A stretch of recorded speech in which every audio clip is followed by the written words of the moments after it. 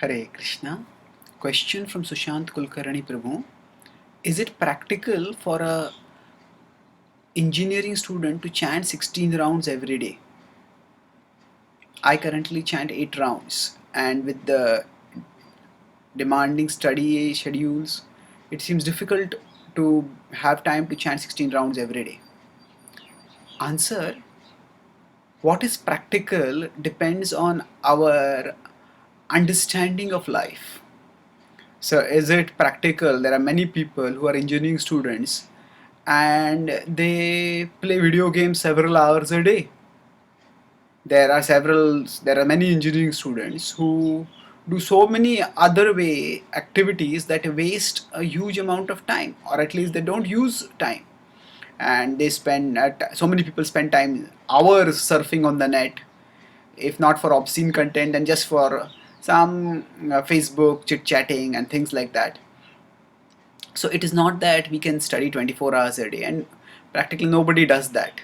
And people spend their time on various activities which are uh, often unproductive, relatively very less productive, or even unproductive, or even sometimes counterproductive.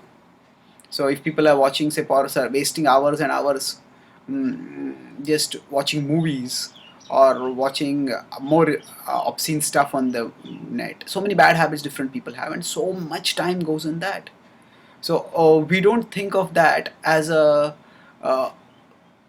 as a expenditure of time, because often, no, because people don't plan it like that, that I'm going to spend hours on this, but just the mind catches and drags one towards that. So the mind doesn't often allow us to act according to what is practical and what is not practical. The mind forces us to act according to its will, and for some people this may be happening in gross ways. For others it may not be happening in such gross ways. We do not even know how much of our time may be going away in worrying, because we don't allocate time for worrying, but worry may be well dissipating our energy, mental energy, at a background level. It's sucking it in a subtle but sinister way, not allowing us to focus, not allowing us to concentrate on our studies or do anything effectively. And sometimes we commit mistakes because of that, and we end up having to do the same thing 2 times, 3 times. So if we have better concentration and better focus, then we will save a lot of time. And yes, there can be certain exercises which people can do to develop concentration, and some people may have naturally more concentration or less concentration. But by the process of meditation, we uh, develop our concentration by coming more in the mode of goodness. In the mode of passion, one has concentration only on the things which provide sense gratification. People can spend hours watching a movie or watching a cricket match because that is relatable to them at the level of passion, but they can't spend much time studying. People in the mode of ignorance can sleep for hours and hours and just be lethargic, doing nothing. People in goodness can choose to focus because they have a far greater control over their mental faculties. Okay, this is what I want to do, this is what I don't want to do. I'll focus my mind over here for a particular amount of time, then turn back and focus the mind over there for a particular amount of time. So even from the point of view of material time management, meditation can help us to come to the mode of goodness, help us to gain greater control over our mental faculties, and thereby concentrate better and become more productive.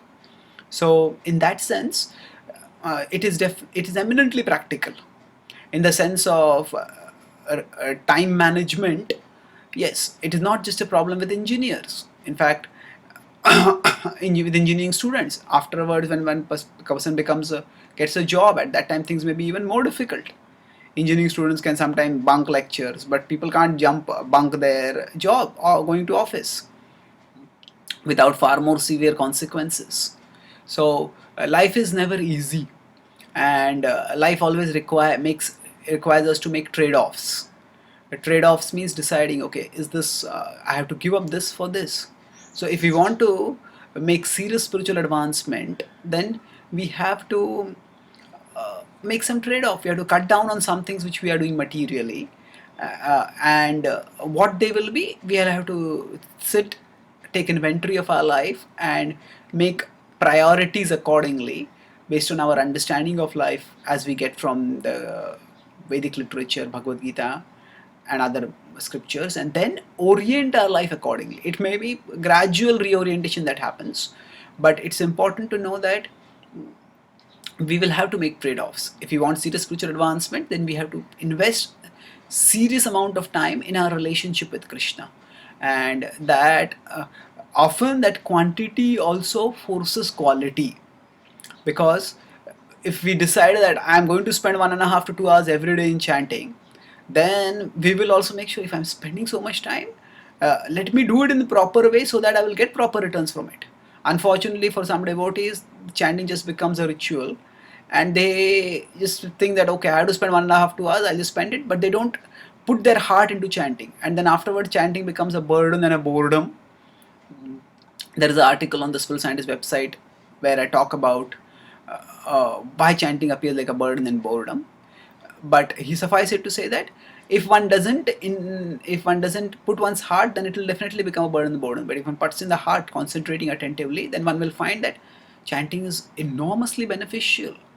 And then devotees even look forward to chanting. That may seem to be a very advanced stage, but even at a day-to-day level, if we, and as sadhakas also, if we recognize that not only is chanting help me at a transcendental level, helping me to develop love for Krishna, but even at an immediate level, it is helping me to move closer to Krishna. By it is helping me become more materially efficient and materially effective, by helping me to concentrate and focus better, by preventing my mind from taking control of my life, either by making me engage in gross wasteful activities, or by subtly sucking my mental energy through worry or craving or things like that. We will be able to get the intellectual impetus and the willpower to invest the time in chanting. So whatever level of rounds we're chanting right now, we do that attentively, and based on that, as we ourselves experience the benefit, we will feel inspired to increase the amount of time we are spending in chanting, and we will see that it's not spending, it's investing. It is going to give us great returns, and not just in the future in terms of going back to the spiritual world, but even now it will increase our clarity, concentration, calmness, and help us not just do more things but live better, live in a more aware, more fruitful way, and be able to relish Krishna's presence and experience higher peace and happiness while we go through life. So it is the best investment that we can do of our time, and we shouldn't force ourselves to do it if we are not yet convinced about it. And as our conviction increases, we can increase the number of rounds we are chanting. But at the same time, we shouldn't neglect chanting 16 rounds by thinking that it is impractical. No, it is practical, because there are not just one or two, but thousands and thousands of devotees who are professionals in their fields, who are even some super busy. They may be in multinational companies which require sometimes 12, 14, 16 hours of work, or they may be heading big companies where where they're not just owners who can outsource, who can delegate all the work to others, but they are hands-on managers also of their own companies, and they have to work. And of course, there are hundreds and hundreds, even thousands of students, including engineering students, who are also practicing Krishna consciousness seriously in chanting 16 rounds. So one can talk with one's senior devotees and find out what is the best way to balance.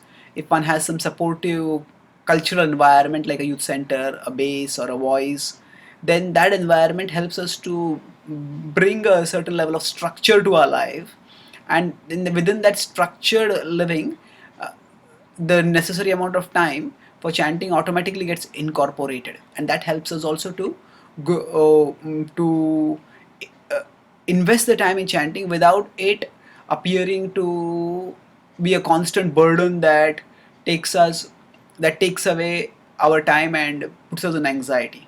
If we incorporate into a schedule, giving it a specific amount of time daily and a specific duration, then we'll find that it will not be a burden also. So it's an investment, and how we feel intellectually as well as experientially convinced about making that investment.